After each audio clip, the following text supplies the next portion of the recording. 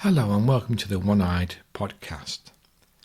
Today we're going to have a little chat about the new platinum buses that have been around the West Midlands now for about 18 months.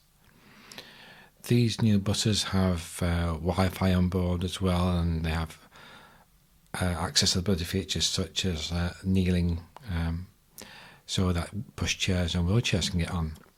But one aspect of the bus that I feel is really very disappointing is for vision impaired people. For instance, the bus inside is grey, the walls are grey, the seats are grey, and the handrails are grey. So for some people with certain eye conditions, they will not be able to see the handrails or have a good idea of where they are orientating themselves within the bus. And it's something that which is really straightforward and should have been picked up in the design stage. And you have to wonder when Transport for West Midlands, for instance, the Unitary Authority, that this wasn't flagged up in the actual process of purchasing the buses. Because when I first arrived in Birmingham in 1994, the buses there couldn't kneel. You had difficulty getting wheelchairs on, but they had a blue interior with blue seats, but the handrails were orange or yellow, and so you could actually have a bit of contrast between the two. One of the worst aspects of these buses is if you go upstairs and you then want to go downstairs. The stairs are great because they've got yellow edging, which is how it should be. But the main problem then is you've got a handrail which is grey. It's the same grey colour as the grey wall. Now they have got some LED blue lighting which goes down the bottom, but a grey on grey surround background is not good for people with vision impairment. And one of the worst aspects of these handrails is that they're smooth. On the older buses, you had a textured finish to these handrails, so you could grip them more easily. And this is really important for people who are elderly, for instance, who need to be able to grip the handrails a bit tighter as they go downstairs. And if it's been raining and people are going up and down the stairs and the handrails are getting wet, the last thing you want is a wet handrail, should I say?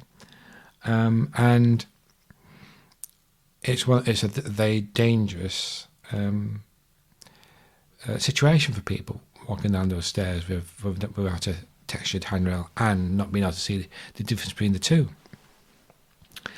One of the other aspects of the new buses that is a bit disappointing is when you press the button for the bell, you can hardly hear it. Now, I've got pretty good hearing, and even when the bus is quiet, you haven't got a lot of people on, it is very difficult to hear. And I appreciate that maybe that because the bell actually rings in the driver's cab. But for a lot of people, especially those with vision impairment, they want that reassurance that when they press the button, the bus is going to stop. And so that's something that could be sorted quite easily, you'd have thought. But so far it hasn't. The other aspect of most of the buses, and this is not just platinum buses, but is the audio description for stops. Bus stops as you go along. So this is really important for people with vision impairment to know where the next stop is going to be, so they can gauge when they need to get up out of the seat and if they need to go downstairs, or if they've got luggage and stuff, then they've got time to get everything together before the bus stops. Well, this is all well and good, but sometimes it doesn't work. And sometimes it doesn't work throughout the journey. It's switched off. Now, whether this is a problem with the actual software or the computer that runs this, I don't know. But you have to ask yourself, why, when you have a facility like this, isn't it not working all the time? And as we're coming up to the 2022 Commonwealth Games, it's going to be even more important that this audio announcements are there throughout all the buses in central Birmingham. Because if we're expecting people from other countries to come to the city for the 2022 Commonwealth Games, we should be able to ensure that these audio announcements are on all the time. And I just wonder whether they are at any point logged on the system, so that when they go back to the garage, they can tell whether the system's been on or off, or whether it's been turned off by the driver. Because this is one of the other aspects that I get really worried about, is whether or not drivers actually turn the system off. And I understand that if the computer goes weird on them, that they need to reboot the system. But there's a difference in rebooting the system and turning it off. So I just wonder if that is actually taken into account when they get the data off the systems, when they go into the garage. Because I think this is really important for people with vision impairment, and for people who may not have English as their first language. But this is just one of my little pet hates around the new buses, and hopefully these little glitches, hopefully they'll be ironed out.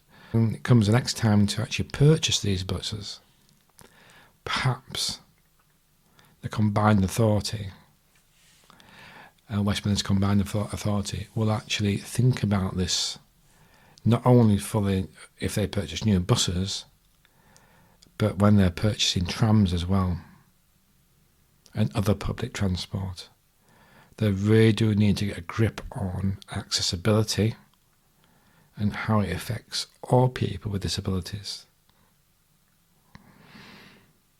So this is Reasonable Boy for the One-Eyed Podcast, signing off, and I hope to hear from you or see you soon.